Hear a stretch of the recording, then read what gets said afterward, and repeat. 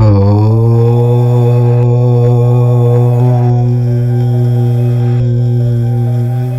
నెల 21 ఆదివారం అమావాస్య, పైగా సూర్యగ్రహణం. ఈ సూర్యగ్రహణం వల్ల 4 రాశుల వారికి భారీ ప్రమాదం పొంచి ఉంది.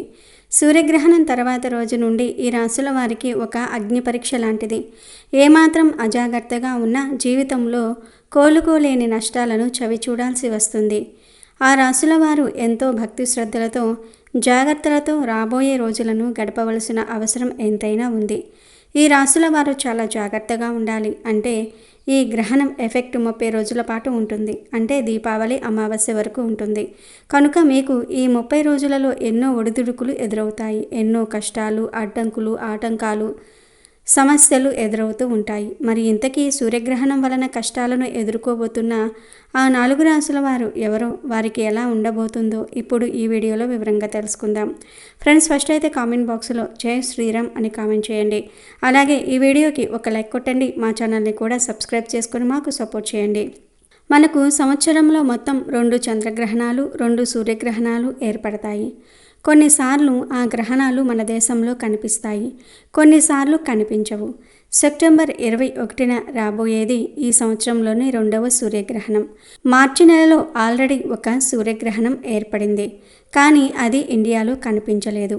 ఈ సెప్టెంబర్ నెలలో ఏర్పడే సూర్యగ్రహణం కూడా మనకు కనిపించదు.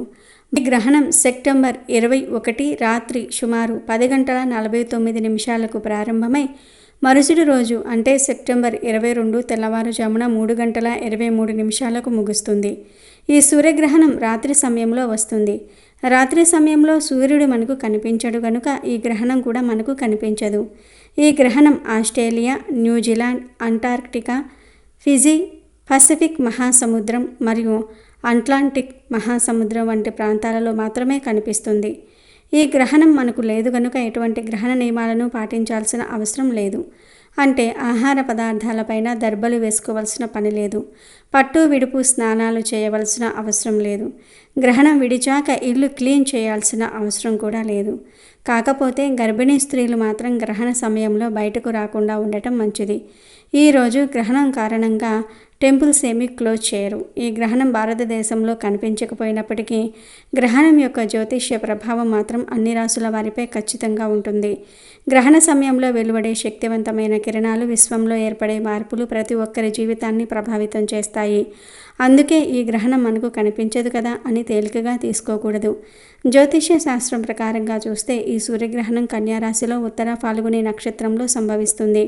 గ్రహణ సమయంలో సూర్యుడు, చంద్రుడు, బుధుడు కన్యారాశిలోనే సంచరిస్తారు. దీనికి తోడు శనీశ్వరుడు మీనరాశి నుండి తన ప్రత్యక్ష దృష్టిని ఈ గ్రహణంపై సారిస్తాడు. కుజుడు తులారాశిలో, రాహువు కుంభరాశిలో, బృహస్పతి మకర రాశిలో, శుక్రుడు మరియు కేతువు సింహరాశిలో కలిసి ఉంటారు.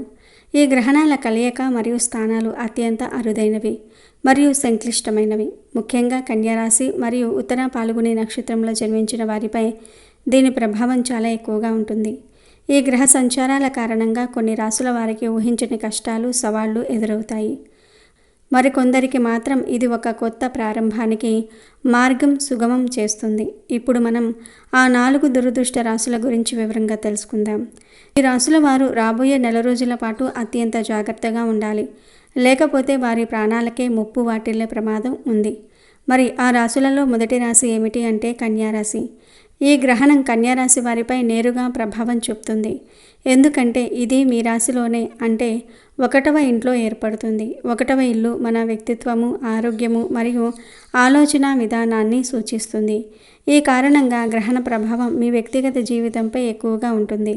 ఆరోగ్యం విషయంలో మీరు చాలా జాగ్రత్తగా ఉండాలి. గతంలో ఉన్న ఆరోగ్య సమస్యలు మళ్ళీ తిరగబెట్టే అవకాశం ఉంది, లేదా కొత్త ఆరోగ్య సమస్యలు మొదలు కావచ్చు. ముఖ్యంగా తలనొప్పి, మానసిక ఒత్తిడి మరియు జీర్ణ సంబంధిత సమస్యలు ఎక్కువగా ఇబ్బంది పెడతాయి. మీ రోగనిరోధక శక్తి తగ్గి త్వరగా అనారోగ్యం బారిన పడే అవకాశం ఉంది. కాబట్టి ఆరోగ్యకరమైన జీవనశైలిని పాటించటం, ఒత్తిడిని తగ్గించుకోవడానికి యోగా లేదా ధ్యానం చేయటం వంటిది మంచిది. ఈ సమయంలో మీరు సరైన నిర్ణయాలు తీసుకోలేక గందరగోళం, అయోమయంలో ఉంటారు. మీ ఆత్మవిశ్వాసం బాగా తగ్గిపోతుంది. భవిష్యత్తు గురించి అనవసరమైన భయాలు, ఆందోళనలు మిమ్మల్ని వెంటాడుతూ ఉంటాయి. ఈ మానసిక ఒత్తిడిని అధిగమించడానికి మీరు మీ మనసును ప్రశాంతంగా ఉంచుకోవడానికి ప్రయత్నించాలి. మీరు చేసే పనులలో అపవాదులు మరియు నిందలు ఎదుర్కోవాల్సి రావచ్చు. మీపై ఇతరులకు తప్పుడు అభిప్రాయం ఏర్పడే అవకాశం ఉంది. సమాజంలో మీకు ఉన్న గౌరవం కొద్దిగా తగ్గే సూచనలు ఉన్నాయి. అంతేకాకుండా మీలో కోపం మరియు చిరాకు పెరిగిపోతాయి. చిన్న చిన్న విషయాలకే ఇతరులపై అరుస్తారు. దీనివల్ల మీకు దగ్గరైన వారు కూడా మీకు దూరం కావచ్చు. ఈ క్లిష్టమైన సమయాన్ని అధిగమించడానికి మీరు ఓపికతో వ్యవహరించాలి. ఆధ్యాత్మిక సాధనలు, దైవారాధన చేయటం వల్ల గ్రహణ ప్రభావాలు తగ్గి మనశ్శాంతి లభిస్తుంది. ఈ సవాళ్లను ధైర్యంగా ఎదుర్కొంటే ఈ సమయం గడిచిపోయిన తర్వాత మీకు మంచి భవిష్యత్తు ఉంటుంది. ఇక గ్రహణం తర్వాత కష్టాలు అనుభవించే రెండవ రాశి మిథున రాశి. ఈ గ్రహణం మిథున రాశి వారికి చతుర్థ స్థానంలో అంటే సుఖస్థానంలో పడటం వల్ల మీ జీవితంలో అనేక సవాళ్లు ఎదురయ్యే అవకాశం ఉంది. ఈ ఇల్లు, తల్లి, ఇల్లు, వాహనాలు మరియు మానసిక ప్రశాంతతను సూచిస్తుంది. ఈ స్థానంలో గ్రహణం ఏర్పడటం వల్ల మీ సుఖశాంతులు దెబ్బతింటాయి. తల్లిగారి ఆరోగ్య విషయంలో తీవ్రమైన సమస్యలు ఎదురయ్యే అవకాశం ఉంది. కాబట్టి ఆమెను చాలా జాగ్రత్తగా చూసుకోవటం ముఖ్యం. కుటుంబంలో ఆస్తి తగాదాలు మరియు గృహ కలహాలు తారాస్థాయికి చేరుకోవచ్చు. దీనివల్ల ఇంట్లో ప్రశాంతత కరువవుతుంది. ఈ సమయంలో మీరు మానసికంగా చాలా కుంగిపోతారు. ఏ పని మీద శ్రద్ధ పెట్టలేరు. భయం మరియు ఆందోళన మిమ్మల్ని వెంటాడుతూ ఉంటాయి. వాహన ప్రమాదాలు జరిగే సూచనలు బలంగా ఉన్నాయి. కాబట్టి ప్రయాణాల విషయంలో చాలా అప్రమత్తంగా ఉండాలి. ముఖ్యంగా కొత్త ఇల్లు కొనటం లేదా ఉన్న ఇంటిని బాగు చేయటం వంటి పనులు ఈ సమయంలో మొదలుపెట్టడం సరైనది కాదు. ఇలాంటి పనులు చేస్తే డబ్బు నష్టపోవటమే కాకుండా పనులు మధ్యలోనే ఆగిపోయే అవకాశం ఉంది. వృత్తిపరమైన జీవితంలో కూడా మీరు ఒత్తిడిని ఎదుర్కొంటారు. పై అధికారుల నుండి ఒత్తిడి పెరిగి మీ స్థానం మారే అవకాశం కూడా ఉంది. ఈ క్లిష్ట సమయాన్ని అధిగమించడానికి ఆధ్యాత్మిక సాధనలు మీకు సహాయపడతాయి. ప్రతిరోజు విష్ణు సహస్రనామ పారాయణం చేయటం, ఆవులకు పచ్చగడ్డిని తినిపించటం వంటివి చేయటం వల్ల గ్రహణ ప్రభావాలు తగ్గి మీకు మనశ్శాంతి లభిస్తుంది. ఈ కష్టాలన్నీ తాత్కాలికమేనని గుర్తుంచుకొని ధైర్యంగా, ఓపికగా ఈ సమయాన్ని ఎదుర్కోవటం ముఖ్యం. ఇక మూడవ రాశి కుంభరాశి. ఈ గ్రహణం కుంభరాశి వారికి అష్టమ స్థానంలో ఉండటం వల్ల దాని ప్రభావాలు మీ జీవితంలోని వివిధ అంశాలపై తీవ్రంగా ఉంటాయి. జ్యోతిష్య శాస్త్రంలో ఈ స్థానాన్ని అత్యంత కష్టమైనదిగా పరిగణిస్తారు. ఎందుకంటే ఇది ఆకస్మిక సంఘటనలు, ప్రమాదాలు, అవమానాలు మరియు దీర్ఘకాలిక సమస్యలను సూచిస్తుంది. కాబట్టి ఈ సమయంలో మీరు కొన్ని విషయాల్లో చాలా జాగ్రత్తగా ఉండాలి. ముఖ్యంగా మీ ఆరోగ్యంపై ప్రత్యేక శ్రద్ధ పెట్టాలి. మీరు వాహనాలు నడిపేటప్పుడు లేదా ఎత్తైన ప్రదేశాలలో పనిచేసేటప్పుడు ప్రమాదాలు జరిగే అవకాశం ఉంది. గతంలో ఉన్న ఆరోగ్య సమస్యలు తిరిగి తీవ్రం కావచ్చు లేదా కొత్త దీర్ఘకాలిక వ్యాధులు మొదలయ్యే ప్రమాదం ఉంది. అందుకే మీరు ఆరోగ్య విషయంలో అస్సలు అశ్రద్ధ చేయకూడదు. ఎటువంటి చిన్నపాటి ఆరోగ్య సమస్య వచ్చినా వెంటనే వైద్యుని సంప్రదించడం మంచిది. ఆర్థికంగా కూడా మీరు సవాళ్లను ఎదుర్కొంటారు. ఊహించని విధంగా డబ్బు నష్టపోయే ప్రమాదం ఉంది. ఈ సమయంలో ఎవరికీ అప్పులు ఇవ్వటం లేదా తీసుకోవటం మంచిది కాదు. వారసత్వ ఆస్తికి సంబంధించిన గొడవలు తలెత్తి మానసిక ఒత్తిడిని పెంచవచ్చు. కాబట్టి ఆర్థిక లావాదేవీల విషయంలో జాగ్రత్తగా ఉండాలి. సామాజికంగా మీకు తెలియని తప్పులకు కూడా నిందలు పడాల్సి రావచ్చు. సమాజంలో మీ ప్రతిష్టకు భంగం కలిగించే సంఘటనలు జరిగే అవకాశం ఉంది. ఈ సమయంలో మీరు చాలా ఓపికతో వ్యవహరించాలి మరియు అనవసరమైన గొడవలకు దూరంగా ఉండాలి. ఈ ప్రభావాలు తాత్కాలికమే అయినప్పటికీ మీరు ధైర్యంగా, వివేకంతో వ్యవహరిస్తే ఈ కష్టాలను అధిగమించవచ్చు. ప్రతికూల పరిస్థితులను ఒక అవకాశంగా భావించి ఆధ్యాత్మికంగా మరియు వ్యక్తిగతంగా ఎదగడానికి ప్రయత్నించడం మంచిది. ఇక నాలుగవ రాశి తులారాశి. ఈ గ్రహణ ప్రభావం వల్ల తులారాశి వారు ఆర్థికంగా చాలా జాగ్రత్తగా ఉండాలి. మీ చేతిలో డబ్బు నిలవకుండా అనవసరమైన ఖర్చులు పెరగవచ్చు. ముఖ్యంగా ఆరోగ్య సమస్యల కోసం ఆసుపత్రుల ఖర్చులు అధికంగా ఉండే అవకాశం ఉంది. ఈ సమయంలో మీరు పెద్ద ఆర్థిక నిర్ణయాలు తీసుకోవటం లేదా అనవసరమైన పెట్టుబడులు పెట్టడం మానుకోవాలి. ఆర్థికంగా ఇబ్బందులు పడకుండా ఉండడానికి బడ్జెట్ను జాగ్రత్తగా ప్లాన్ చేసుకోవడం చాలా ముఖ్యం. ఆరోగ్యం విషయంలో కూడా జాగ్రత్తలు తప్పనిసరి. నిద్రలేమి సమస్యలు, కంటి సమస్యలు లేదా కళ్ళ నొప్పులు మిమ్మల్ని ఇబ్బంది పెట్టవచ్చు. మీ రోగనిరోధక శక్తి తగ్గి త్వరగా అనారోగ్యం బారిన పడే అవకాశం ఉంది.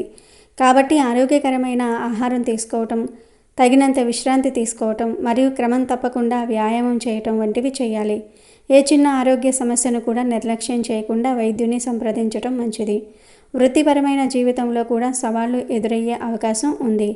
మీకు తెలియకుండానే మీ వెనుక శత్రువులు తయారై మీకు హాని చేయడానికి ప్రయత్నించవచ్చు. పనిచేసే చోట సహోద్యోగుల నుండి ఇబ్బందులు ఎదురుకావచ్చు.